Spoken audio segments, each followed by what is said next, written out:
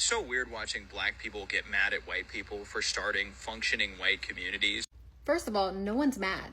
Not one of us is mad. We're actually very happy for you. Like, you know how happy we'd be to see black people start a functioning black community? Like, we would leave you to it. We would be, oh my goodness, good for you guys.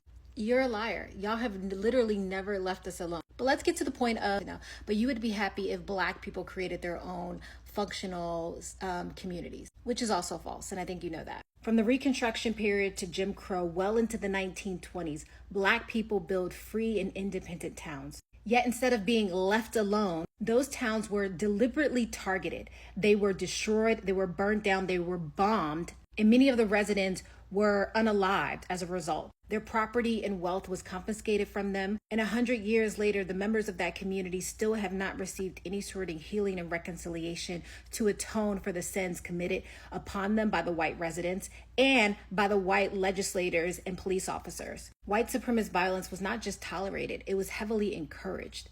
Fast forward to my hometown of Philadelphia to 1985, where city officials dropped an explosive device on American soil, on Americans, at a row house in North Philadelphia because it was occupied by a Black liberation movement, which resulted in a fire that spread to over 2 city blocks, destroying dozens of homes, displacing hundreds of people in a predominantly Black neighborhood. 11 people were unalived, half of them were children. And still to this day, 30 years plus later, no one has been held accountable.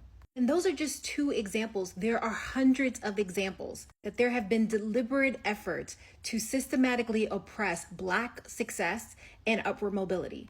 Whenever and wherever Black people have built independent economies, educational networks, businesses for both safety and autonomy, they have deliberately been attacked. Because historically, right, let's just go on the facts, Black success has oftentimes been met with white sabotage.